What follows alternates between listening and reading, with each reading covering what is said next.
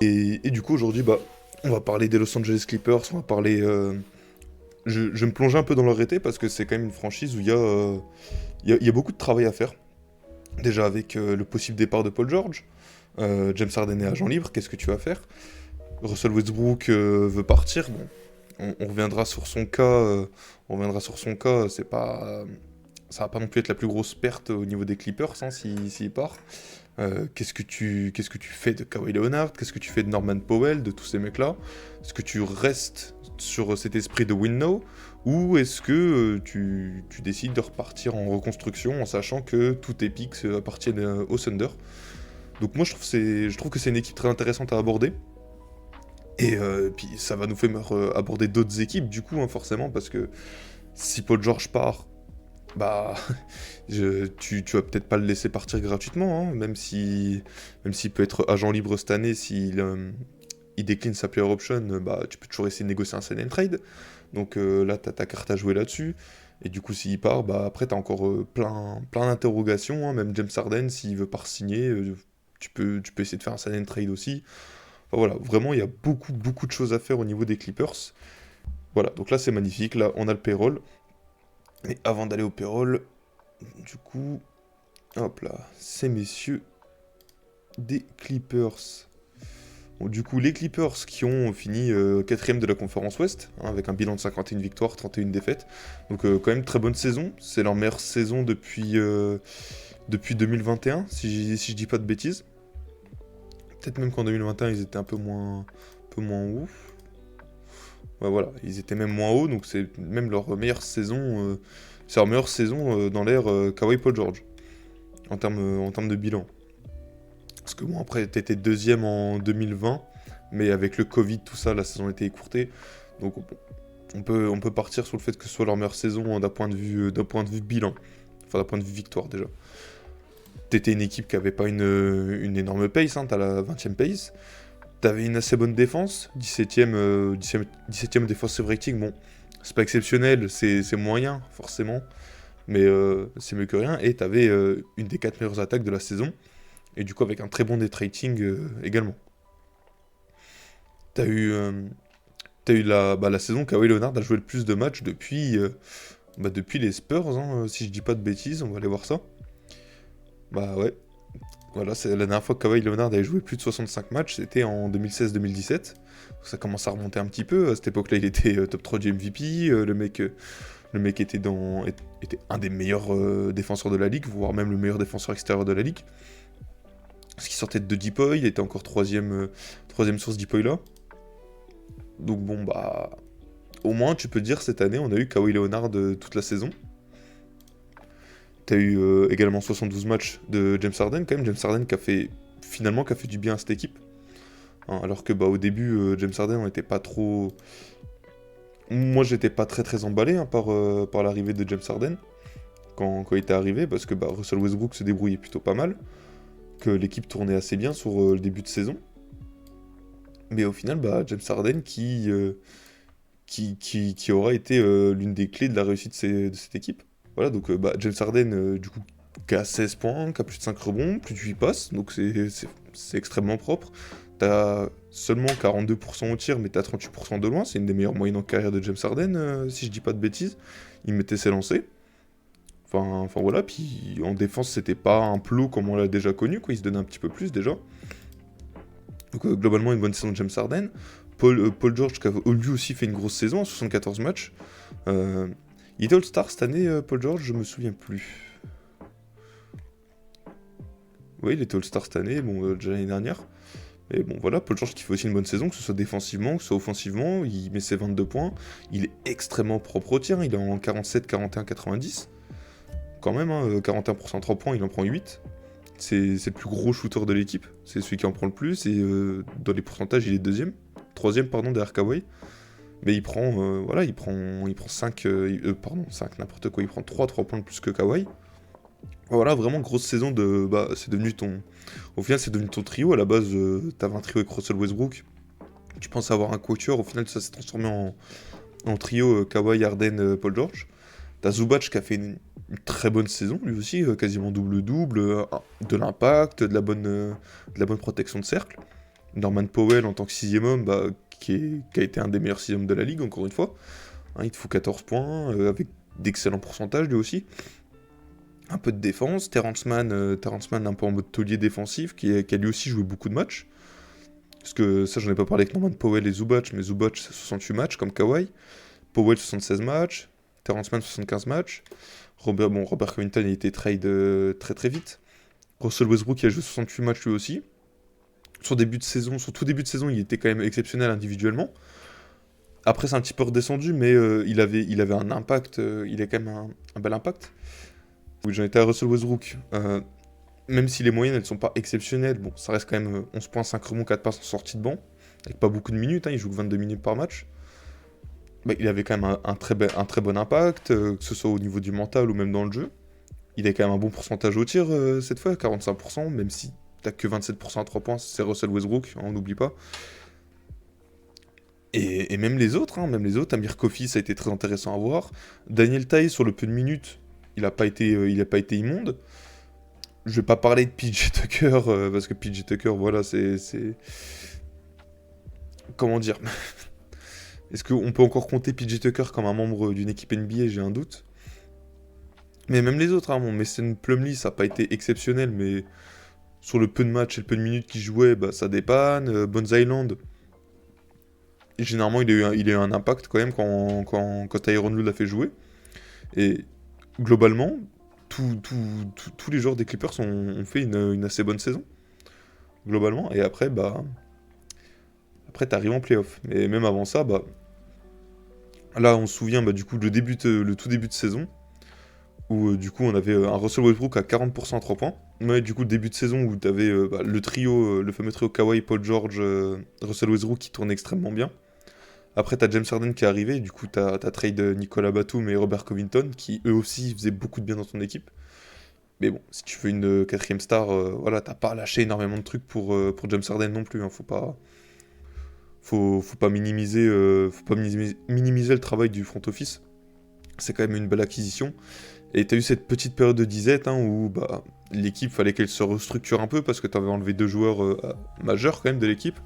Et t'avais rajouté un mec comme James Harden où faut lui donner du ballon, faut le laisser faire son jeu, et faut que ça s'adapte forcément, donc t'as eu la petite période de disette, après c'est reparti. Après Russell Westbrook du coup a été mis en sortie de banc pour le bien du collectif. Et là les Clippers ils sont repartis très très bien jusqu'à peu près jusqu'au All-Star Break.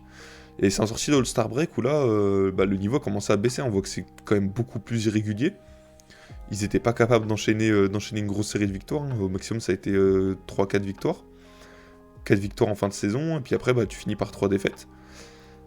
Donc, on commençait à être de moins en moins serein pour les Clippers, hein, surtout que leur 4ème place, elle avait été mise en danger par les Mavs. Et puis, au final, sur les derniers matchs, c'était sûr que eux ils allaient finir 4ème, c'était sûr que les Mavs allaient finir 5ème. Donc voilà, ils ont pas cherché plus que ça, il y a eu des joueurs mis au repos, tout ça, mais le post-All-Star Break des Clippers, c'était quand même assez inquiétant à voir, parce que l'équipe tournait plus aussi bien que ce qu'elle a pu tourner avant, hein, parce que on regarde cette période du coup depuis début décembre jusqu'à mi-février. Enfin mi-février, ouais, mi-février, fin février plutôt.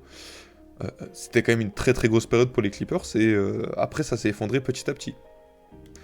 Et après, malheureusement, l'effectif des Clippers, ça s'est un peu effondré en playoff, hein. Déjà, Kawhi Leonard qui était blessé en début de... hein, parce que forcément, il fallait bien qu'il se pète à un moment. Tu pensais qu'il pourrait tourner en 21-9? Bah, il a tourné en 21-9 en playoff. Voilà, 21-8. Après, à Houston aussi, les problèmes, ça venait du front office, hein, où c'est Mike D'Antoni, puis... comment il s'appelle l'autre? Daryl Morey qui est en mode bah vas-y poto, t'as la balle, tu fais ce que tu veux, t'inquiète, on s'arrange autour, c'est toi qui décides, c'était aussi ça le problème. Parce qu'il aurait eu un coach qui lui aurait dit bah James, bouge-toi le cul, je pense qu'il serait bougé un peu plus, un peu plus le cul. Et Leonard, il joue pas le premier match, si je dis pas de bêtises. Il revient pour les deux suivants, mais il revient, c'est catastrophique, hein. De toute façon, on le voit déjà à ses moyennes. Il est où il est là, voilà. Kawhi Leonard, 12 points, 8 rebonds, 2 passes, 2 interceptions. 8 rebonds, 2 passes, 2 interceptions, ça va.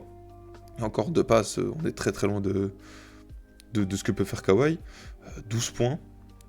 Il est à 46% au tir, il a 0% à 3 points, il en a pris que 5 sur les deux matchs. Il a joué une trentaine de minutes en moyenne, mais c'était catastrophique. C'était catastrophique les matchs de Kawhi en playoff. Vraiment, ça se sentait qu'il n'était pas là physiquement. Au moins pour une fois, on peut dire qu'Kawhi a voulu se bouger alors qu'il était blessé. Ça, bon. Au moins pour une fois, il le fait, hein. Il a pas fait aux Spurs, faut bien qu'il le fasse un jour. Mais bon, pour ce résultat-là, au final, ils ont reçu saluer pour ça, ouais, bah. Ça, on va en reparler un peu, hein. Ouais, mais après, tu vois, le truc avec Shea et le trade de Paul George, c'est que quand Paul George est trade aux Clippers, il vaut ce package parce que le mec il est top 3 MVP. Je-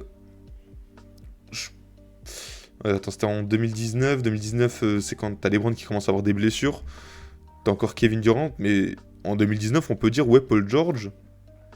Il y a Kawhi aussi, mais on peut dire Paul George, c'est le troisième meilleur ailier de la ligue. Tu vois? Pour moi, tu peux dire ça en 2019. Tu vois, tu peux dire Paul George, c'est le troisième top 3 ailier de la ligue, tu vois, sans problème. Donc je pense qu'à l'époque, il le valait ce package, même si Shea, il était déjà.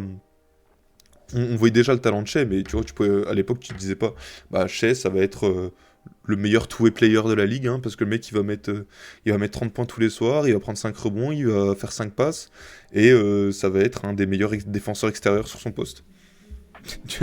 Tu vois, parce que je pense que si les Clippers l'avaient su, ils auraient pas trade pour Paul George, ils auraient dit à Kawhi, Coco, regarde, t'as un futur MVP, un futur candidat MVP, pardon, avec toi. Puis en plus, pour l'instant, il coûte pas cher, vu qu'il était encore au contrat rookie. Et pour en revenir au point négatif des Clippers, du coup, sur ces playoffs, j'ai parlé de Kawhi qui a été mauvais. Russell Westbrook, objectivement, a été désastreux. Il a été désastreux. Déjà, tu vois, il y a une petite baisse sur les minutes déjà, mais après, tu regardes les stats, tu vois, 6 points, 4 rebonds, même pas 2 passes, 26% au tir, encore le 23% à 3 points. Tu peux t'y attendre. Le 23% à 3 points, ça reste Russell Westbrook. Mais 26% au tir, c'était désastreux, il avait aucun impact, même s'il se donnait. Il se donnait quand même un peu défensivement. Tu sentais qu'il essayait de donner de l'envie aux autres de la seconde unit. Mais son apport dans le jeu était juste dégueulasse. Dégueulasse. Il n'y a même pas d'excuses à lui trouver. Ou de circonstances atténuantes. Il n'y avait rien à trouver pour Russell Westbrook sur ses playoffs. Et ça me fait mal de dire ça, mais c'était vraiment désastreux. C'est vraiment là où je me suis dit, il est fini en fait. J'ai regardé les playoffs, je me suis dit, Russell Westbrook, il est fini. Il y a Pour moi, y a plus d'espoir de le voir avec un rôle impactant dans une équipe compétitive là, après ça. Après, j'espère qu'il va me faire mentir, mais. Bah, aux Lakers, c'était pas beau, tu vois, mais tu sais, tu pouvais te dire, il y a encore un petit espoir parce qu'il était quand même en genre 15-7-7. Tu vois, il y avait. Et puis au final, ça restait juste bah, Russell Westbrook, mais dans une équipe plus médiatique. Bah, au Wizards, c'était très bizarre parce que bah, tu sais, t'avais la première partie de saison qui était pas bonne, et puis la deuxième partie de saison, t'étais là, tu fais waouh, qui est ce mec? Mais. Tu sais, je pensais qu'il pourrait un peu se réinventer parce qu'on l'a vu au final dans la saison régulière qu'il s'est un peu réinventé ne serait-ce que dans le mental, tu sais, en mode leader de seconde unique, energizer, tout ça, même si c'est pas lui qui va te mettre des gros tirs à 3 points ou des trucs comme ça, tu sentais déjà quand même, tu sentais qu'il y avait une petite évolution quoi dans le rôle. Moi j'appréciais voir ça, même s'il était plus aussi fort qu'avant. Et là,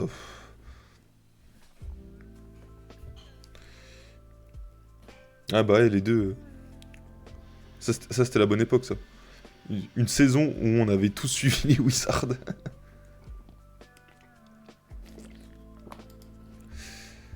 Et après, du coup, pour finir avec le désastre des Clippers, bah il y a Paul George. Paul George qui était bon. Ouais, bah Bill Dupuis. Bah Bill Dupuis, c'est un peu comme Russ. Sauf que lui, il a encore le contrat de merde. Et en plus, lui, il a une autre clause. Et ouais, bah Paul George, bon, bah, c'est 19 points, 7 rebonds, 5 passes. Ça va, mais tu t'attends quand même à bien mieux du mec qui doit être le leader au scoring de cette équipe. Déjà 41% au tir, bah c'est pas assez. 36% de loin, bah ça va encore 36% de loin, mais Paul George a été fantomatique un match sur deux. Il y a quoi, un ou deux matchs qui sauvent un peu ça, mais Paul George a été fantomatique des deux côtés du terrain. Bah, Chris Paul, on va peut-être en parler après, du coup, quand je sortirai de la trade machine, mais ce qui paraît, il va être agent libre. Mais. Ouais, mais Paul George, pareil, pas d'excuse à trouver à Paul George, hein, il a été fantomatique un match sur deux, il a surnagé sur un match, et voilà, basta. James Harden, comme je le dis, c'est pas le mec à qui j'ai envie de reprocher des choses, hein, parce que bah, il a élevé un petit peu son niveau de jeu. Je trouve qu'il a élevé un petit peu son niveau de jeu pendant ses playoffs. Il a le meilleur stats, il a le meilleur pourcentage au tir. Il a quand même bien défendu, je trouve. Pour une fois, on peut le dire, Harden, c'est le seul d'une équipe qui a porté ses couilles en playoff. C'est, c'est pareil, je pensais jamais prononcer cette phrase un jour. Et après, bah, bien sûr, il y a quand même trois mecs que j'aimerais saluer quand même. Déjà, c'est Zubac. Parce que Zubac, il fait une très très bonne série de playoffs. Offensivement, défensivement, il était présent. Offensivement, les Mavs avaient beaucoup de mal à l'arrêter. Ça se vend, le mec a tourné quand même à 16 points, 9 rebonds. Zubac a été un très bon protecteur de cercle, impactant au rebond. Rien à dire, il a fait ce rôle de role player, même un peu plus. Même un peu plus, donc rien à dire pour Zubac. Norman Powell, il s'est quand même bien battu lui aussi, même si petite difficulté sur certains moments. Il s'est quand même bien battu, il a eu un bon impact. Terrence Mann lui aussi, il a eu un énorme impact, surtout défensivement. Luka Doncic, même Kyrie, ils ont galéré quand même un peu quand c'était Terrence Mann. Quand il mettait ses shoots, c'était encore mieux. Voilà, pareil, bah, ça fait partie des trois role-players où tu t'as rien à leur dire, parce que bah, c'est des role-players, ils ont fait le maximum, et c'est les stars qui n'ont pas porté leur couille derrière. Même Amir Kofi, on peut le lancer là, on peut le mettre dans ces discussions. Il a été très maladroit en attaque, mais défensivement, au moins, il était présent. Attends. Le mystère pour moi, c'est Clippers en 2019. T'as le mec qui a amené une équipe au titre tout seul, top 3 MVP de l'Ouest, mais ça va même pas en demi tous les ans. Ah ouais. Il va se faire retirer son maillot.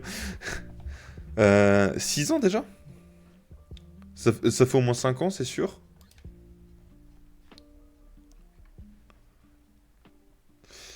Ouais, 5 ans et demi, on va dire. 5 ans et demi à peu près. Putain, et il est arrivé aux Clippers, il était même pas à 10 points de moyenne. Puis là, on le voit faire des séries de playoffs à 16 points. Ah bah, c'était sa meilleure série de playoffs en carrière à Zubac. Bon, finalement, il y en a au moins un qui évolue bien, quoi. Mais voilà, bah, pour ce petit tour d'horizon, hein, on va finir là. Finalement, tu t'es fait péter le cul par Kyrie Irving et PJ Washington. Parce que Luka, bon, Luka il a de très bonnes moyennes, de très bonnes stats, mais on a vu c'était quand même la galère face aux Clippers. Il y a quoi? Il y a que un match, je crois, où vraiment Luka il a surnagé. Je crois que c'est le Game 5 du coup. Ouais, voilà, c'est un peu le seul match où Luka a surnagé. Sinon, ça a été surtout du Kyrie Irving, du Kyrie, du Derek Lively. Enfin, tous les role-players des Mavs ont un peu élevé le niveau. Kyrie, je le compte pas comme un role-player, hein, mais voilà, bon. La star a pas été trop au rendez-vous et c'est les autres qui ont pris le relais. Un peu comme aux Clippers, mais au final, ça n'a pas eu le même effet. Et maintenant, on va pouvoir parler de leur été. Encore face à OKC, Lucas, ça a monté, tu vois, genre les deux derniers matchs contre OKC, il s'est déjà réveillé en fin de série contre OKC, tu vois. Je pense que son genou doit un peu le moins gêner. Le gêner. Pourquoi t'as le seum qui se réveille contre les Wolves? T'as peur de voir Luka en finale contre les Celtics? T'as peur de quelque chose?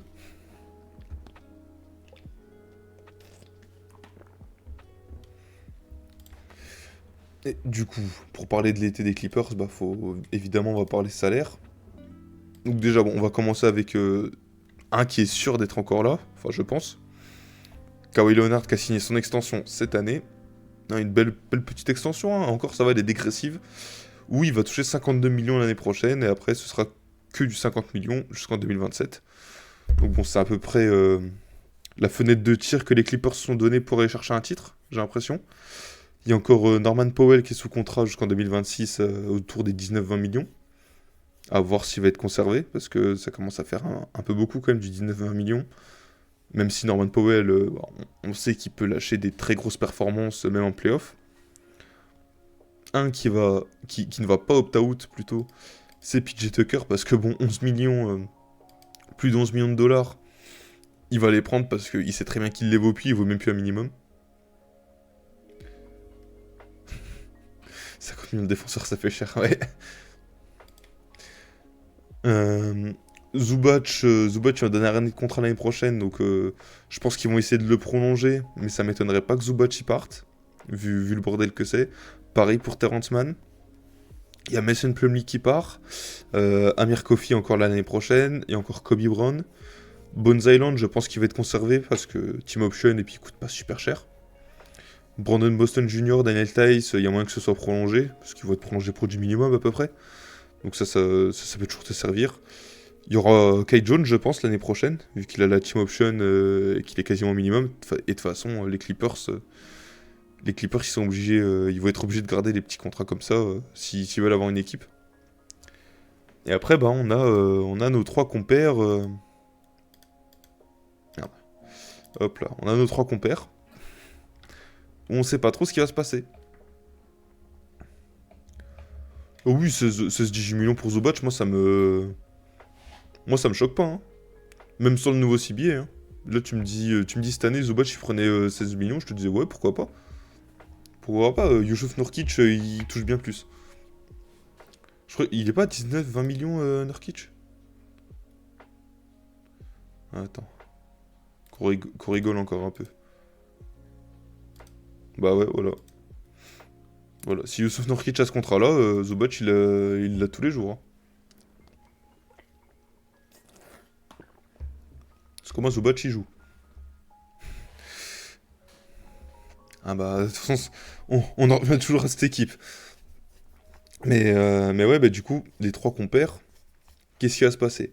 Bon, Russell Westbrook, des dernières rumeurs que j'ai vues, il se plairait pas dans... Quand il était All-Star, ouais, c'est ça. Euh, des dernières rumeurs que j'ai vues pour Russell Westbrook, ça pue un peu pour les Clippers, parce que lui voudrait un... Il se sentirait pas à l'aise dans son nouveau rôle de...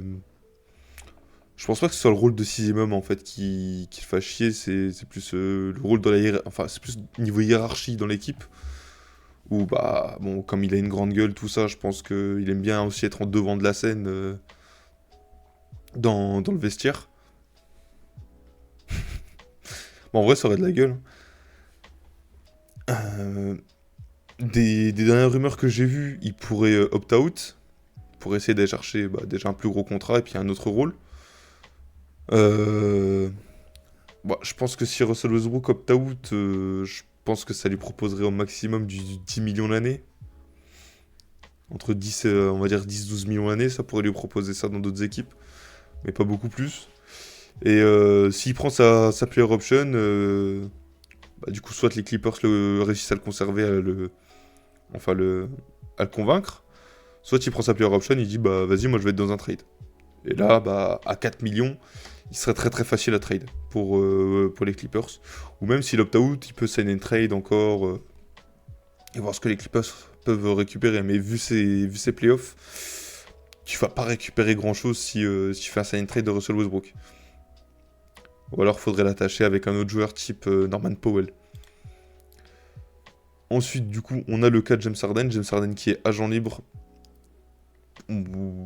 J'ai pas vu beaucoup de choses passer sur le cas de James Harden. Les Clippers vont forcément essayer de le prolonger. Mais moi, j'ai rien vu qui parlait de. Qui disait que Harden voulait prolonger ou partir. J'ai pas vu grand chose le concernant. Vu que ça s'est quand même assez bien passé. Et que, bah, au final, le projet Harden aux Clippers n'a que 1 an. Il va sûrement prolonger. Il va peut-être prendre un peu moins. S'il décide de prendre un peu moins pour aider les Clippers à recruter, bah, c'est tout à son honneur, mais j'ai un doute sur le fait qu'il pourra le faire. Parce que la dernière fois qu'il a baissé son salaire pour recruter, bah, on a vu comment ça s'est fini, et ça a fini qu'il faisait la gueule, et puis bah, il s'est fait trade aux Clippers. 25 sur 2 ans, 25 millions de l'année. Ouais, ce serait cool en vrai, ce serait très cool pour les Clippers. Parce que bon, bah même avec ça, il serait à quoi 150 millions dans le cap? Un truc comme ça. Donc bon, la marge de manœuvre restera très très limitée pour les Clippers. Mais bon, le Harden, c'est quand même un mystère. Et bah enfin, on a Paul George. Paul George qui a refusé plusieurs fois une prolongation de contrat cette saison. Donc on sait pas trop ce qu'il va faire. Il va sûrement opt-out des dernières rumeurs qui ont pu paraître. Paul George va sûrement opt-out. Il va peut-être tester le marché des agents libres. Parce que là, on a vu plein de rumeurs. J'ai vu des rumeurs au Magic, j'ai vu du Warriors, j'ai vu vraiment un peu partout. Aux Sixers aussi, j'ai vu, enfin voilà, Paul George pour être un peu, pour aller un peu partout. Dans toutes les équipes où t'as pas un poste 3 dominant, on va dire. En vrai, Paul George aux Spurs, c'est typiquement le genre de mec qui manque, hein. Il faut. Aux Spurs, il faut un poste 3 qui peut jouer off-ball ou tenir la balle quand il faut. Il faut un poste 3 qui shoot bien. Enfin, pas forcément un poste 3 qui shoot bien, mais il faut un mec qui shoot bien. Paul George, jusqu'à preuve du contraire, il shoot très très bien. Et il faut de la défense extérieure. Paul George, c'est un excellent défenseur extérieur. En plus, niveau playmaking, il est pas dégueu. Donc ouais, ce serait parfait. Ce serait parfait. Puis en plus, si les Sixers, n'importe quoi, les Clippers réussissent à négocier un sign and trade de Paul George, tu peux récupérer des pics. Vu que t'en as plus du tout, ce serait peut-être la bonne solution. Mais voilà, bon, c'est l'inconnu pour ces trois-là. Russell Westbrook, c'est pas trop grave vu son salaire, comme j'ai dit, et vu l'impact qu'il a en playoff. Par contre, James Harden et Paul George, là, ça va coincer un petit peu plus. Et c'est pour ça que j'ai préparé la, la petite trade machine, comme d'habitude. Et alors, déjà pour commencer avec Paul George, j'ai vu un trade passer tout à l'heure dans un groupe Clippers. Faut que je remette la main dessus.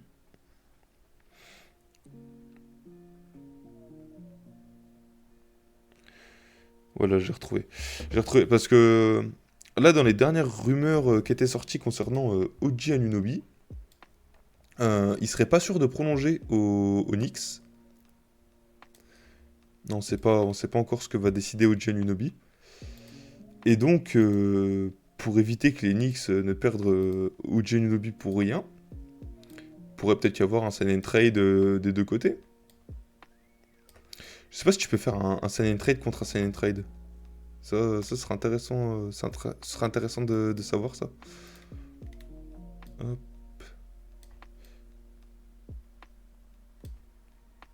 Ça va déborder un petit peu. Ok.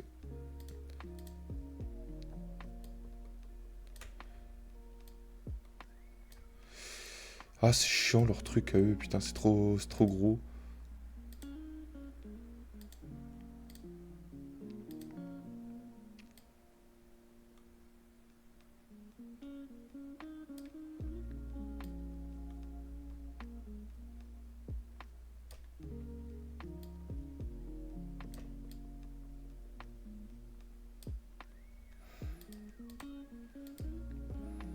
Voilà, la tech en direct. Qui dit contre ça, par exemple? Ah oui, oui, putain, quand j'ai lu le KD contre Russell, dans ma tête, c'était Russell Westbrook, j'étais en mode, ah ouais, mais bizarre le trade. Ouais, du coup, d'accord, tu peux signer et envoyer, puis de l'autre côté, signer, ça l'envoie, ok, d'accord. Donc du coup, vu que OG Anunoby, vu que OG Anunoby est pas sûr de prolonger au Knicks, qui vous pourrait peut-être aller voir ailleurs, Knicks pourrait négocier avec lui pour un possible sign and trade. Attends, je crois qu'il a une player option à Anunoby. Attends. Ils sont où les Knicks? Ils sont là, merde. Ok, une player option. Ouais, tu pourrais le convaincre de prendre sa player option. Et tu pourrais l'échanger contre Paul George. Alors attends, c'était quoi le trade que j'ai vu? Entre Ginobili. Bon, le mec a proposé le trade dans le groupe, il a dit pas sûr que les Knicks acceptent, mais vu que OG pourrait peut-être partir, que Mitchell Robinson est passé sur le banc, là pourrait y avoir... Et attends, il a mis Precious Achiuwa, du coup je pense qu'il partirait aussi sur un trade de Zubac. Et Brandon Boston Jr. il a mis.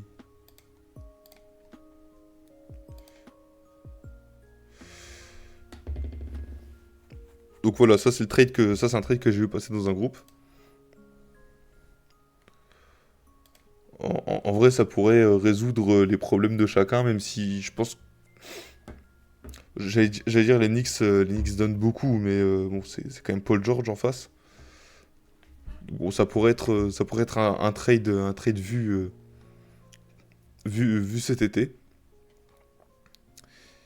Mais j'ai un doute. Je pense que les Knicks vont tout faire pour prolonger Anunoby.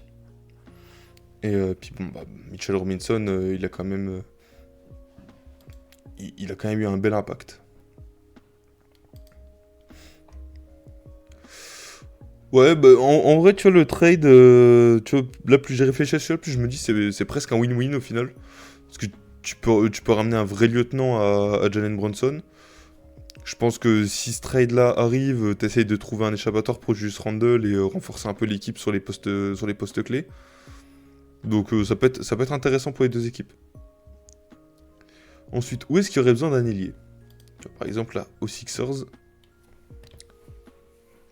Aux Sixers, bah, du coup, t'as plus que Joel Embiid et Paul Reed sous contrat. T'as Tyrese Maxey qui va sûrement prolonger. Et après, bah, bon, il pourrait accueillir Paul George d'un coup comme ça, hein, s'il décide d'être agent libre. Mais on va partir du principe que les Clippers ont réussi à négocier le sign and trade. Batum et Hield, oui. Batum, je vais le compter en retraite parce qu'on sait pas pour l'instant. Tu vois, donc je vais pas le compter, Batum. Et donc, du coup, dans les sign and trade des Clippers, qu'est-ce qui pourrait t'intéresser? Bah, du coup, j'ai envie de dire un retour de Tobias Harris. En vrai, Tobias Harris, Buddy Hield. Non, Tobias Harris, on imagine qu'il est pas à 40 patates, hein.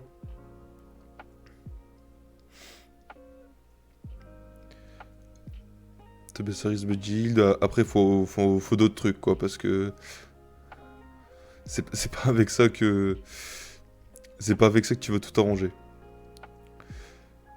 En vrai. Qu'il l'aurait en sortie de banc. tu grattes... tu essaies de gratter des pics. Genre, regarde, celui-là, hop, t'as potentiellement les droits dessus. Alors, attends.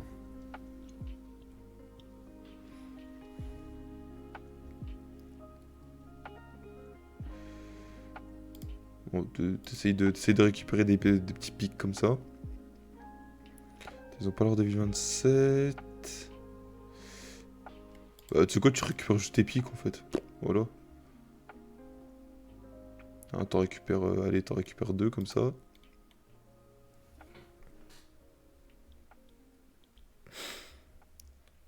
Bon, on imagine qu'il est pas à 45 millions, hein, Tobias Harris. Non, c'est...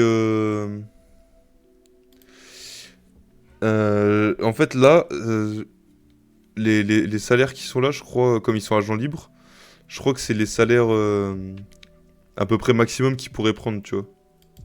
Donc, Elori, 3 millions, ça m'étonnerait, mais... Ou c'est le cap hold, je sais pas trop.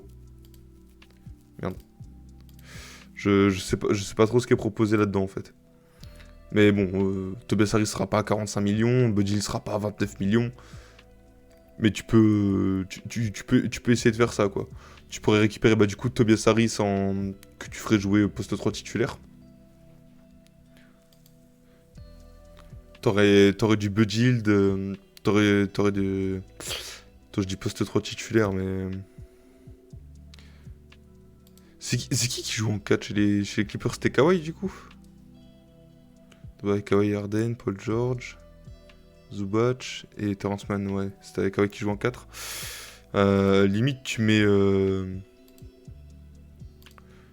Tu mets Harris en 4. Tu fais 3-4 Kawhi et Tobias Harris. Buddy Hield en 2.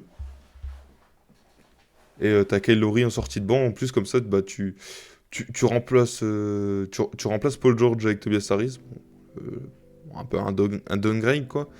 Pardon, un downgrade. T'aurais Buddy Hield qui sort du banc. Parce que je pense que tu vas garder Terrence Mann. Et puis t'as Kyle Lowry aussi qui sort du banc. Et tu récupères 2 pics. C'est pas le trade du siècle, mais si tu peux limiter la casse avec ça, bah je pense que si t'es les Clippers, t'es content. Après, il y a d'autres équipes qui pourraient sauter sur l'occasion de Paul George, hein, par exemple le Magic. Parce que Paul George, bah, vu comment il joue le Magic, tu pourras avoir Paul George en poste 2, en poste 2. Histoire que ce soit marrant, t'envoies Jonathan Isaac.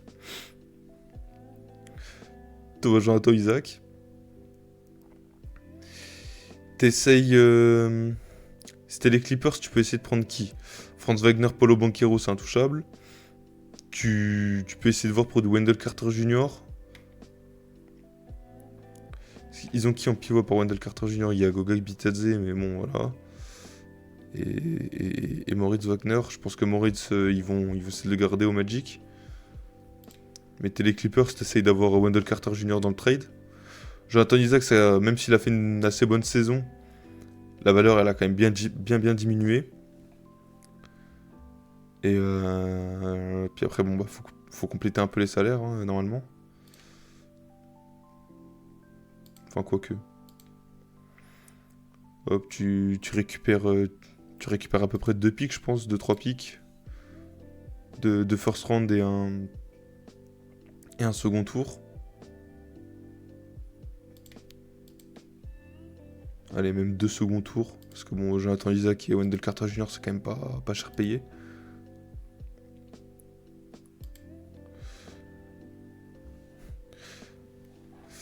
Ouais. Ouais, faut du pic. Faut du pic, c'est sûr. Tu me diras, ouais, ça fait quand même bien léger. Allez, peut-être 3 pics. Peut-être 3 pics du premier tour, allez. Donc attends, là j'ai mis 2025-2027, du coup ce serait du 2029.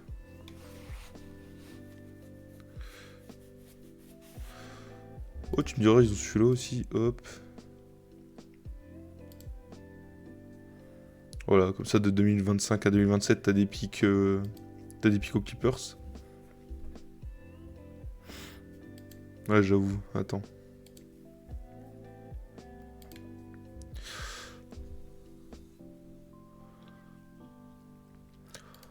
Après, 3 pics de premier tour, plus 2 pics de second tour, pour, pour un Paul George qui est clairement plus à son meilleur niveau, ça va encore, tu vois. Et puis en sachant que c'est un sign and trade où bah, c'est quand même Paul George qui les arrange, quoi.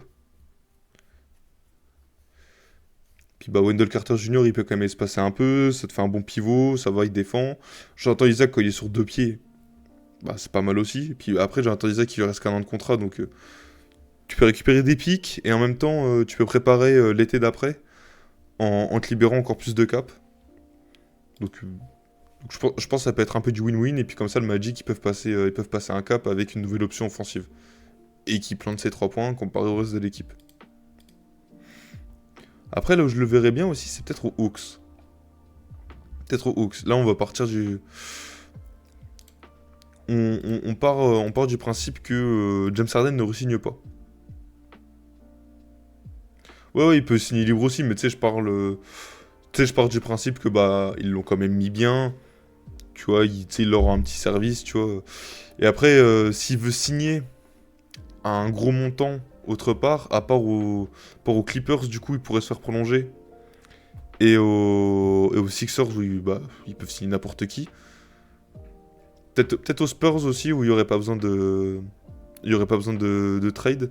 Mais il n'y a pas beaucoup d'équipes qui peuvent accueillir Paul George comme ça, quoi. Enfin, surtout avec le salaire qu'il va demander. Donc c'est pour ça aussi le sign and trade, ça semble quasiment obligatoire pour la moitié des équipes où il pourrait aller. Bah déjà, ouais, du coup, t'as dit DeAndre Hunter, mais là, je vais partir aussi du principe que James Harden ne prolonge pas. Du coup, bah vas-y, t'essayes de gratter un Dejounte Murray. Les Hawks, ils veulent se débarrasser d'Andre Hunter. Là, on part du principe que Paul George prend pas sa player option et que c'est encore un sign and trade. Bon, bah déjà, Dejounte et Hunter, bon, bah déjà, ça remplit les salaires. Et puis, bah après, tu vas pas lâcher le pick 1. On va pas se le cacher. Tu vas pas lâcher ton pick 1. Putain, ils ont quasiment plus de pick, hein, c'est con. Il est tout gay aux Spurs.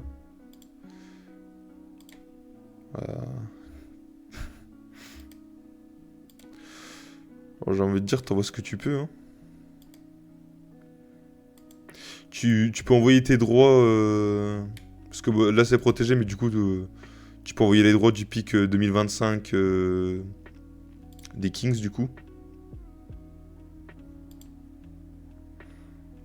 Un first seulement?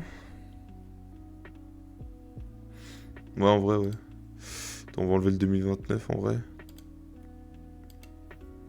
Tu mets des seconds tours avec, histoire de faire passer la pilule, parce que bon, dans Hunter, ça reste quand même du sacré joueur de merde.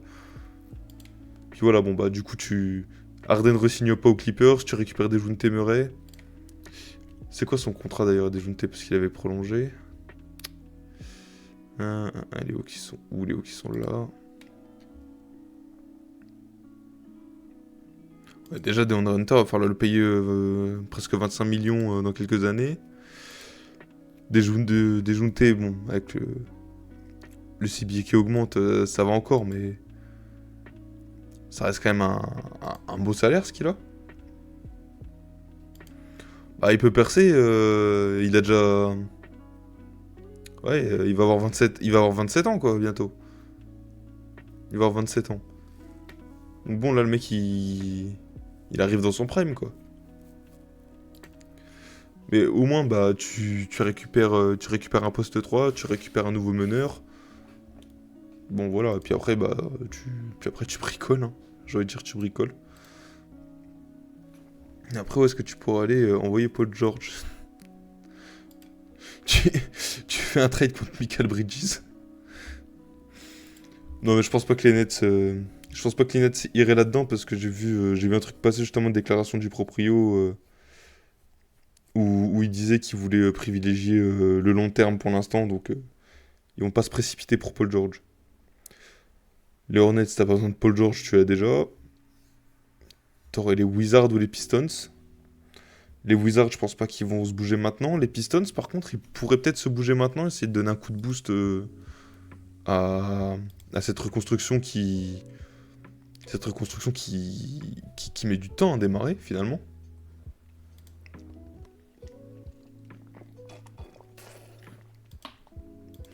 Puis là, ce sera aussi l'occasion pour les Clippers de récupérer beaucoup de pics. Parce que vu la gueule des joueurs qu'ils ont à donner, les Pistons, t'es un peu en position de force, tu fais un sign and trade. Je pars du principe que Kate Cunningham, Oscar Thompson et Jalen Duren sont pour l'instant intouchables. Isaiah Stewart, c'est à voir, mais c'est pas ça qui va t'intéresser, je pense. Qu'est-ce que tu pourrais demander aux Pistons? Jaden Ivey, je le sens pas trop en odeur de sainteté, comme on dit. Tu pourrais essayer de récupérer Jaden Ivey, même si t'as déjà Terrence Mann et Norman Powell. Tu peux essayer de récupérer un jeune comme Jaden Ivey et puis voir ce que ça peut donner. Tu peux... Y a pas grand monde. Y a pas grand monde à récupérer, là, ça va surtout être les pics qui t'intéressent. En vrai, tu récupères un jeune comme Jaden Ivey ou tu tentes une saison d'Evan Fournier? Ah non, faut activer la team option, je pense pas qu'ils vont l'activer, donc il sera agent libre. Bon, tu tentes Jaden Ivey. Et après, il faut de quoi remplir le truc aussi. En vrai, t'essayes de tenter un mec comme Fontecchio, qui a déjà 28 ans, qui a un bon shooter. Tu peux tenter ça.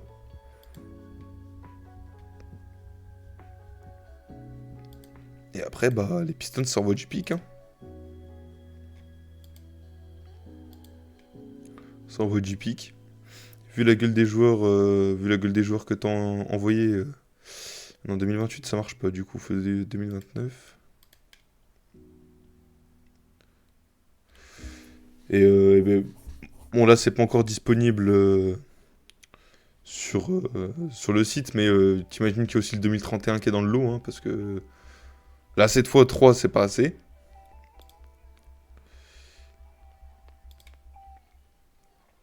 Et t'envoies du second tour avec, hein, j'ai envie de dire. T'es pas obligé d'envoyer les tiens, mais... T'as ceux de Milwaukee, t'as... Hop. Putain, ça passe en plus. Même avec les nouvelles règles, ça passe. Ouais, non, mais Fournier, non, au final, non, parce qu'il faut pas activer la team option, et puis voilà, ce sera un peu de la merde. Et voilà, genre, bah, t'envoies Paul George aux Pistons, ça fait un vrai lieutenant à Kate Cunningham. En contrepartie, tu récupères Simone Fontecchio. Bon, bah, c'est pas le joueur du siècle, mais ça peut dépanner. Tu récupères un jeune comme Jaden Ivey et surtout plein de pics. Et je pense que si tu fais ça, bah, tu commences à reconstruire. Tu trades Kawhi Leonard et tu trades Kawhi Leonard, tu essaies de trade James Harden. Enfin voilà, tu trades tout le monde. Après, à l'ouest, où est-ce qu'il pourrait débarquer Paul George à l'ouest? Alors, au Pelt, je vois pas l'intérêt de faire un swap contre Brandon Ingram. Parce que ça va rien changer au problème des deux équipes. En vrai, est-ce que tu ferais pas un trio aux Kings? Paul George, toi tu récupères Harrison Barnes, tu récupères... Bah, ça y est, une trade de Malik Monk, allez, hop.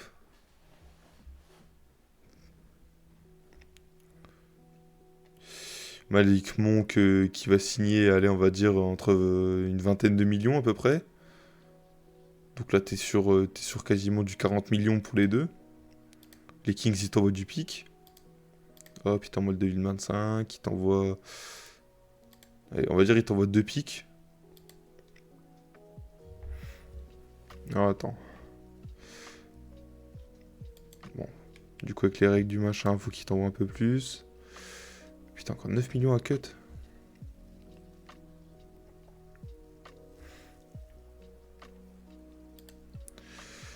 Ah, mais attends, c'est parce que Malik Monk, il est compté à 13 millions, ok. On part du principe que Malik Monk, il va gagner plus que ça. Et puis là, normalement, le trade y passe. Du coup, ça ferait Paul George qui débarque aux Kings pour faire un trio avec Darren Fox et Sabonis. Et en contrepartie aux Clippers, tu récupères Malik Monk et Harrison Barnes avec 2 pics. Donc en SWAT, c'est presque du win-win. J'ai envie de dire, c'est presque du win-win. Par contre, faudra jouer small ball. Toi, t'as dit aux Lakers?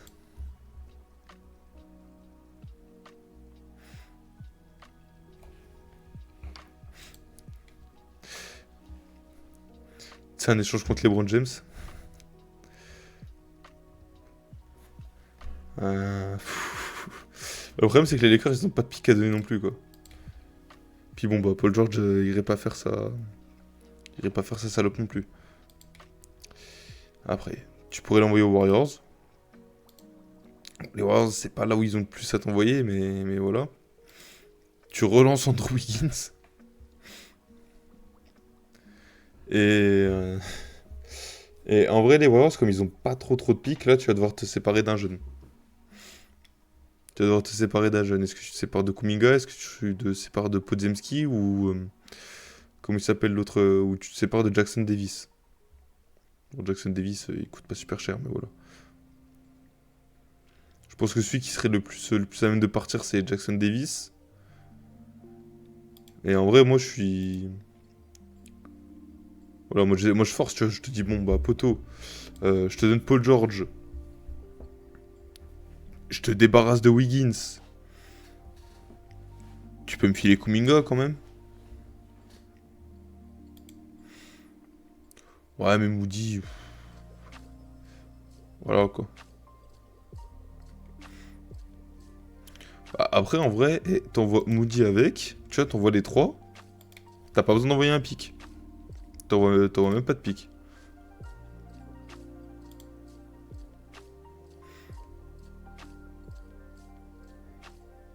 Putain, ça va même pas, tu vois, tellement ils ont des salaires, tellement ils ont des petits salaires, ça va même pas. Genre, faudrait envoyer Kevin Looney ou Gary Payton 2, à la place d'un des mecs.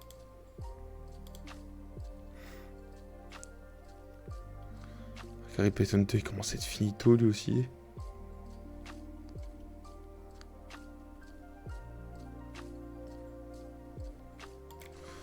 En vrai, t'envoies Kevin Looney. Putain, ça passe même pas si t'envoies Kevin.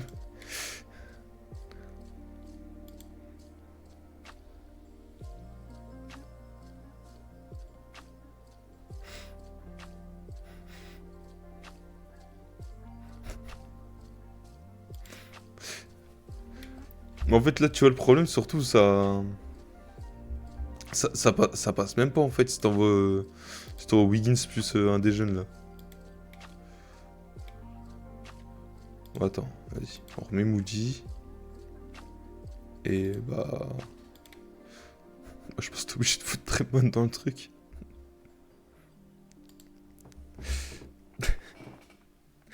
Ah, ce trade. Ce trade de l'enfer. Ce trade de l'enfer, putain. Je sais même pas si une des deux équipes qui gagne le trade.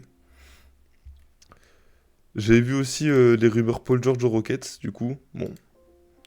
Dans ce cas-là, voilà, tu récupères Jalen Green, hein. Un peu évident. Tu récupères Jalen Green, tu récupères Dillon Brooks. Tu récupères tes pics. Parce que là, ils peuvent envoyer lesquels comme pics? Ils peuvent même pas envoyer le 2026. 2028-2030, hein.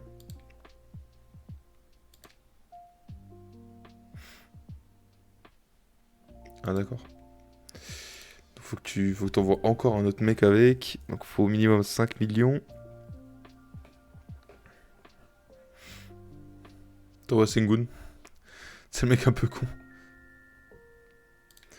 En vrai, t'envoies Joe Landale hein, pour... Puis voilà. Dégage très bon. Ah bah c'est sûr, toi t'allais prendre le trade, hein, mais je suis pas sûr que les Clippers s'y prennent. Hein. Mais tu vois, je te dis, genre le trade, j'arrive pas à voir si les Clippers gagnent, si les Warriors gagnent le trade, parce que d'un côté tu te dis, ouais, bah Draymond, tu sais pas trop. Kevin Looney, bon, c'est pas fou. Moody, c'est bien, mais voilà. Mais, je sais pas trop quoi en penser de ce trade, tu vois. Par contre, là, vas-y, ça peut être un peu plus intéressant, quoi. Tu récupères... côté Clippers, tu peux récupérer Dillon Brooks. qui peut mettre des tirs, qui défend dur. Tu récupères Jalen Green et tu peux enfin essayer de le lancer. Je dis bien essayer de le lancer. Et bah, t'as Joe Landale en pivot backup. Voilà, tu récupères 2 pics. Voilà, bon, c'est pas fou, mais tu peux faire ça. Ah non, t'as vraiment les Spurs. Parce que bon, les Grizzlies, c'est sympa, J.J. Jackson, tout ça, on est liés. Mais tu vises 2 titres. Et alors, qu'est-ce que tu pourrais récupérer? Bah déjà, bye bye Marcus Smart. T'es les Clippers, bah tu leur dis d'accord, tu m'envoies J.J. Jackson. Et faut encore des mecs pour combler le salaire. Alors tu leur dis, hey, envoie-moi des mecs finito, envoie-moi Luke Kennard et ses 15 millions. Envoie-moi un ou deux pics. Hop, genre le pic 2025 et le pic, je sais pas moi, 2028, allez. Pic un peu random comme ça. Et tu renvoies encore un autre truc parce qu'il manque 8 millions.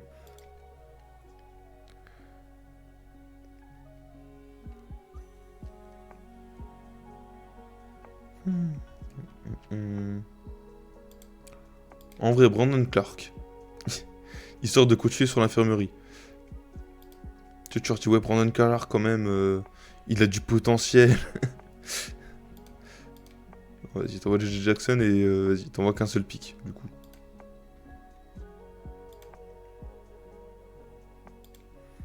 T'envoies un pic. J.J. Jackson, il a fait une bonne saison, mais est-ce que ça va être un mec qui aura un jour le niveau de Paul George? J'ai un doute. Luke Kennard, pour le contrat qu'il a, il commence un peu à être fini. Brandon Clark, il y a eu beaucoup de blessures. Et Marcus Smart, bah, c'est celui qui a la plus grosse valeur, je pense, sur les 4. Tu grattes un petit pic. Tu leur envoies Paul George, comme ça les Clippers, n'importe quoi. Les Grizzlies, ils peuvent te faire un espèce de quatuor Paul George, Ja Morant, Desmond Bane, Jaren Jackson. En vrai, ça a de la gueule hein, comme quatuor. Ça a de la gueule comme quatuor, ça défend dur, ça peut mettre du shoot. T'as Ja Morant dans chef d'orchestre. Moi je dis ça peut avoir de la gueule. Et vas-y, pour finir avec le cas Paul George. Et Spurs. Bon, du coup, les Spurs. En intouchable, t'as David Vassell, Victor Wembanyama, Jeremy Sohan. Voilà, c'est les 3 intouchables. T'envoies Keldon Johnson aux Clippers. Du coup, pour remplacer Paul George sur le poste 3, forcément.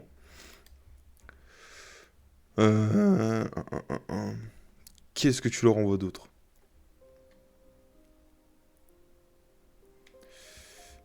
Bah, c'est quoi même? Tu leur envoies le pick 8. Tu vois, on imagine, hein. Tu leur envoies le pick 8. Tu leur envoies Zach Collins. Ne vous inquiétez pas, ça c'est du pivot défenseur de cercle d'exception.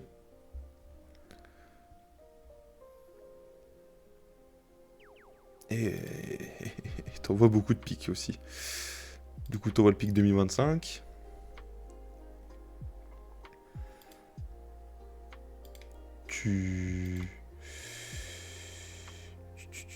Est-ce que t'envoies... Vas-y, tu sais quoi, t'envoies celui des Bulls.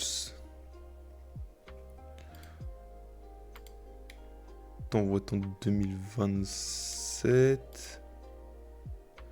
C'est quoi, je suis même plus chaud à envoyer le 2025 des Hawks que le 2027 des Hawks. Hop là, et voilà. Non, non, non, Vassell on touche pas. Vassell on touche pas.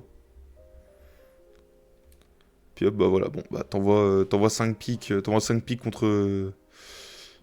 Ah mais attends, non, je suis un connard parce que j'ai envoyé tous les pics...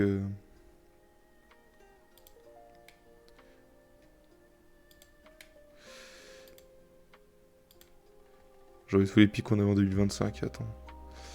2024, 2027, 2025, 2025...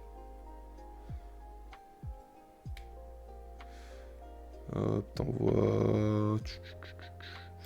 Tu leur rends leur pic, leur second tour 2029. Tu vois, hop, on a le pic de Dallas en 2030, et voilà. Voilà, bon. eux, ils récupèrent Keldon à la place de Paul George. Bon, bah, Keldon, ça va être un peu Paul George de Wish. Et tu récupères Zach Collins.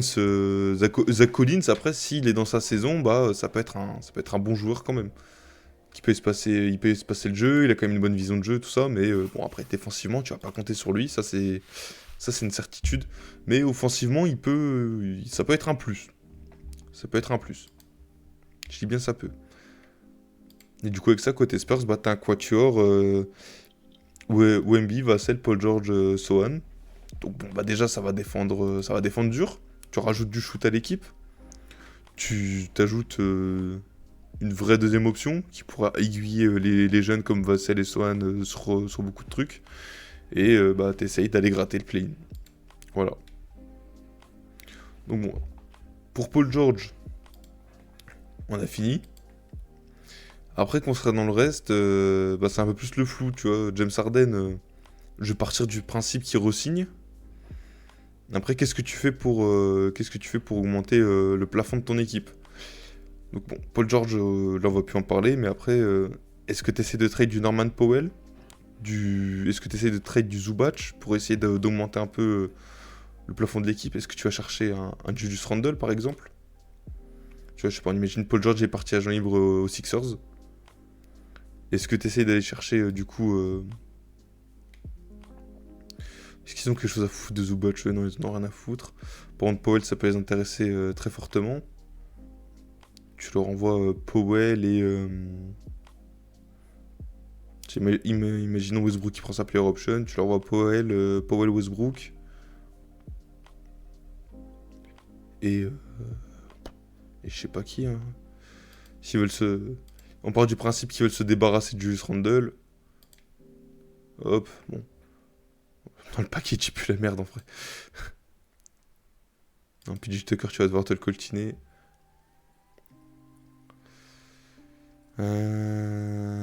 T'as du monde, mais t'as pas beaucoup de monde en même temps, là, côté Clippers. Hum,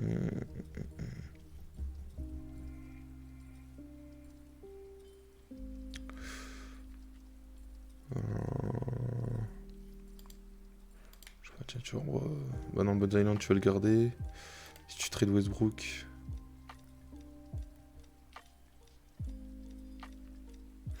Vas-y, on part du principe que. On part du principe que les Knicks sont cons. Voilà, allez. Ah bah, bon app, hein. Au McDrive à 1h40 du matin, putain, toi t'es chaud. Mais bon, vas-y, on imagine que les Knicks ils sont complètement cons et ils disent vas-y, Julius Randle contre Powell, PJ Tucker et Westbrook. Merde, c'est pas ça que je voulais faire. Mais voilà, on imagine qu'ils sont complètement cons, ils disent ouais, vas-y. Donc, du coup, tu repars avec Julius Randle à la place de Paul George et voilà. Voilà, c'est bon, t'as du star power comme d'hab et t'as quasiment plus de rotation. Après, sinon, par exemple, dans le secteur intérieur, tu pourrais chercher qui? En vrai, il y a Jarrett Allen qui va être dispo. Enfin, d'après les rumeurs. Hein.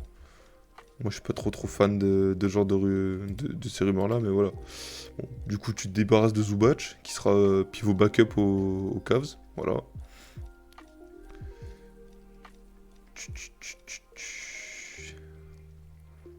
T'envoies qui avec lui en vrai? Tu leur envoies Norman Powell. T'envoies Powell Zubac. Voilà, tu fais peau neuve. Voilà, tu fais peau neuve en fait. T'envoies Powell Zubac. Et t'essaies de voir qui tu peux gratter. Hop. Tu prends un an de Caris Levert, comme ça après agent libre tu récupères un peu de. Tu récupères un peu de cap. Powell c'est mieux que Caris Levert, on va pas se mentir, mais Allen c'est mieux que Zubac, donc tu peux essayer de faire un truc comme ça. Et là tu récupérais bah, du coup un intérieur, un inter All-Star et un bon sixième homme à la place de Powell. Ah, je pense aussi hein, que ce serait mieux aux Spurs si on n'a pas Rizaché. Après, où est-ce que tu pourrais les toquer pour renforcer un peu ton secteur intérieur? Les Bucks, c'est pas encore sous le point de péter. Les Celtics, bon bah, pour Zingis, t'as déjà assez de mecs qui se blessent. Le Magic, ça va être un peu intouchable Niveau Banquero, tout ça. Pacers, Siakam, c'est pareil. Sixers, j'en parle pas. Le 8, le 8 ça va être bouché avec Bam Adebayo. Sinon, tu vas voir les Bulls. Hop. T'essayes de négocier Vucevic. Tu renvoies Zubac. Et en vrai, Vucevic, il est pas au top de sa valeur, tu vois. Donc, t'es peut-être même pas obligé de prendre, de balancer Norman Powell. Tu vois, les Bulls, imagine, ils veulent tanker. Hop, t'envoies Zubac, t'envoies PJ Tucker. T'envoies du contrat finissant. Si Westbrook il prend sa player option, boom, tu l'envoies aussi. Hop, tu dégraisses un petit peu niveau salaire. Ouais, tu récupères Vucevic. Et en plus, là, comment le trade est fait, du coup, c'est comme si Paul George avait pris sa player option, hein. Donc tu peux balancer ces trois-là et faire un vrai quatuor, du coup. Avec un Vucevic qui écarte un peu plus le jeu. Bon, en défense, je pense que c'est peut-être un petit peu moins bien que Zubac. Mais Vucevic, il prend autant de rebonds. C'est un meilleur scoreur, voilà. Tu peux faire un peu plus de trucs avec ça. Et sinon, dans le cas où c'est pas Vucevic que tu vises, mais je sais pas, tu vises un Demar DeRozan, bah, tu fais pareil, et que Paul George veut se barrer, bah voilà, bah tu trades Paul George contre DeRozan, enfin tu te démerdes quoi. Après, au niveau des Hawks, dans le secteur intérieur, il n'y a pas grand monde à récupérer. Pardon. Chez les Nets, bah, Claxton, c'est un meilleur défenseur que Zubac, mais t'y perds sur beaucoup de choses, notamment offensivement. Après, tu peux essayer de choper un Dorian Finney-Smith en même temps. Je sais pas, genre par exemple, hop.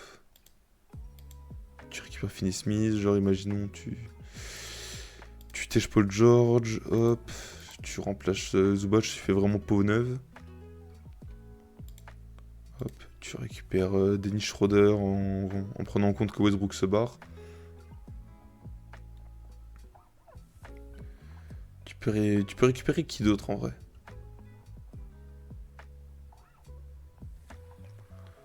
Pareil, il n'y a pas beaucoup de trucs à récupérer hein, chez les Nets. Vas-y, t'essaies de récupérer Cam Johnson. Est-ce que ça passe? Ouais, ça passe. Bon, ça fait un peu beaucoup pour juste Paul George et Zubac. Attends, ça fait une commune plus 60, la plus 50.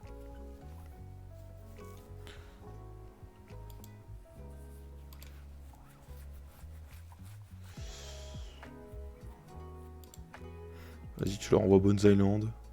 En plus, voilà. Voilà, genre t'envoies Paul George Zubac.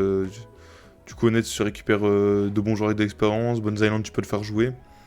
Et en face, côté Clippers, tu te renforces un peu plus. L'effectif sera un peu plus profond avec cela. Avec Cameron Johnson, du coup, tu le mets directement titulaire à côté de Kawhi. Ou alors tu mets en Finney Smith et Cameron Johnson il sort du banc. Ça te fait un Dennis Schroeder en meneur. Un Claxton en titulaire. Donc tu renforces un peu l'équipe au global. En sachant qu'il te restera encore Norman Powell. Donc bon, là pour viser le titre, ce serait peut-être un peu mieux. Mais bon, ça c'est clairement les Nets sont sympas s'ils acceptent ça. Je trouve. Et surtout que c'est pas trop dans leur timeline. Côté Raptors, t'as pas grand monde à récupérer à l'intérieur. Parce que Jacob Bottle, c'est vraiment mieux que Zubac, surtout au vu des salaires, j'ai un doute. Niveau des Hornets, t'as pas grand monde à récupérer d'intéressant. Les Wizards non plus. Les Pistons, c'est pas méga intéressant à l'intérieur. OKC et Nuggets, et même les Wolves, bah, les trois n'ont pas envie de te donner leurs intérieurs, très clairement. Les Mavs, c'est pareil. Les Suns, t'as pas grand chose d'intéressant à aller chercher. Les Pels, par contre, si tu veux faire peau neuve à l'intérieur, tu peux aller chercher un Zubac. Hop. Un Valanciunas, pardon. Hop. T'essayes de faire vraiment peau neuve, hop, t'envoies Norman Powell en même temps. Tu signes Valanciunas pour allez, à peu près 18 millions. On va dire 18 millions la saison. T'essayes de gratter des mecs qui... T'essayes de gratter un autre mec en vrai parce que... Genre un Larry Nance... Jordan Hawkins, je suis pas sûr qu'il... C'est quoi, t'essayes de gratter Matt Ryan? et Larry Nance. Ça passe en plus. Donc voilà, bon. Tu récupères Valanciunas qui sera titulaire. T'as Larry Nance en sortie de banc. T'auras du Matt Ryan aussi en sortie de banc pour faire le sniper. Bon, c'est pas exceptionnel, mais si tu veux essayer d'autres tactiques, tu peux passer par des trucs comme ça. Après, du coup, côté Lakers, est-ce que t'aurais des trucs à récupérer en essayant de faire peau neuve Parce que Austin Reeves, je suis pas sûr qu'il soit dispo. Dilo, ça va pas t'intéresser de fou. Pas grand chose qui t'intéresse aux Lakers, c'était les Clippers. Chez les Kings, bon, j'avais déjà fait le truc avec Harrison Barnes et Malik Monk. Et c'est pas ici que tu vas aller renforcer ton secteur intérieur, hein, parce que Sabonis est clairement intouchable. Keegan Murray aussi, je pense.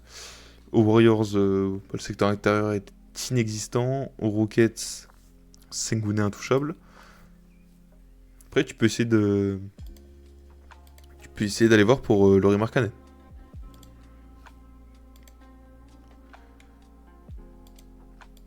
Bon, là, on partira encore sur un trade de Paul George, mais tu peux essayer d'aller voir pour du Lauri Markkanen. Genre, je sais pas, t'envoies Paul George et... T'envoies Paul George et Powell, tiens, hop. T'envoies Paul George et Powell et tu récupères Markkanen plus d'autres joueurs. Hop, genre Jordan Clarkson qui est plus trop en odeur de santé là-bas. T'essaies de récupérer... Tu peux récupérer qui d'assez intéressant en vrai? En vrai, Chris Dunn, bon... Chris Dunn, il leur signe et puis après, il le tèche direct. Hein. Tu récupères Chris Dunn. En sachant que Westbrook va peut-être partir. Hop, ça te fait un mec un peu plus playmaker et défenseur. Clarkson en sortie de banc pour remplacer Powell. Tu peux m'essayer de gratter un talent Horton Tucker. En sortie de banc, ce serait pas non plus trop dégueulasse, je trouve. Puis voilà, bah tu fais un peu peau neuve. Hop, bon, t'as plus Paul George, mais tu récupères Markkanen. T'as plus Norman Powell, mais tu récupères Clarkson. Et en plus, tu grattes 2 autres joueurs, histoire d'avoir un effectif un peu plus profond. Tu pourrais faire un truc comme ça avec le Jazz. Côté Grizzlies, bon, j'ai déjà parlé un petit peu. Côté Blazers. Est-ce que t'as vraiment des trucs à récupérer du côté des Blazers? Parce que bon, bah, il y aurait Jeremy Grant, Don Drayton. Je suis pas sûr que ça t'intéresse de fou. Hein. En vrai, Jeremy Grant, ça pourrait peut-être intéresser en cas de départ de Paul George. Ça pourrait peut-être intéresser, mais est-ce que c'est vraiment la bonne solution? J'ai un doute. Parce que tu pourrais récupérer Grant, Matisse Thybulle, des mecs comme ça, mais est-ce que c'est un vrai plus pour ton équipe? J'ai un doute.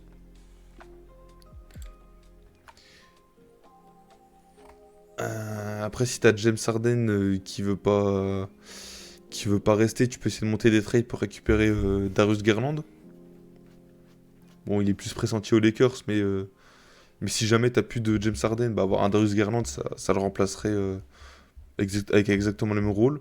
Tu pourrais même essayer de prendre un Max Truss qui est un petit peu déçu quand même sur les playoffs, on va pas se mentir. Tu pourrais essayer de récupérer Garland et Max Truss pour les intégrer à ton effectif. Donc ça te donnerait ton nouveau meneur playmaker et un peu bah, ton sniper quoi finalement, mais tu vas pas mal perdre en défense avec ça. Et après, si James Harden veut se barrer, bah il n'y a pas énormément d'équipes où pardon, tu pourrais faire un sign and trade. Hein. Il y aurait les Rockets, mais ce serait pour récupérer à peu près le package qu'on a fait tout à l'heure. Parce que Van Vliet à 40 millions, tu vas pas en vouloir. Donc pour James Harden, c'est encore un peu plus limité, je trouve, au niveau des trades, parce que c'est un peu plus... Il y a moins d'équipes où James Harden serait utile au final. Paul George serait plus utile à beaucoup d'équipes que James Harden, je trouve. Quelle équipe aurait vraiment besoin d'un meneur comme James Harden? T'aurais le hit, mais le hit, t'aurais rien d'intéressant à récupérer, quoi. Il y aurait du Tyler Hero à récupérer. Est-ce que c'est ça qui t'intéresse? Je pense pas. Surtout si tu perds et Paul George et James Harden sur le même été. Tyler Hero, c'est clairement pas le mec que tu vas viser parce que ça reste un bon scoreur, mais il défend pas. Au niveau playmaking, tu perds fortement. Chez les Hawks, bah, tu pourras aller chercher un Dejounte, mais Pareil, Harden, du coup, faut un sign and trade. Du coup, bah voilà, après, t'as plus Harden, t'as plus Paul George. Enfin, ça va être, je trouve, un gros casse-tête pour les Clippers sur cet été. Un énorme casse-tête même. Et, et à voir ce qu'ils vont faire. Mais en tout cas, je pense qu'il y a moyen de bien rigoler cet été quand on va encore voir des trades de malades mentaux, de malades mentaux se réaliser. Et je vois qu'il est quasiment 2 heures du matin. Je pense que j'ai bien exploré le sujet quand même. Et il me reste plus qu'à vous souhaiter une bonne nuit à tous, une bonne nuit ou un bon match, hein. Merci Zushi de m'avoir accompagné tout au long de ce live et bon appétit à toi. J'espère que tu te fais péter le bide au McDo. Et on se dit à plus tard. On se dit à plus tard et je vous fais des bisous. Ciao.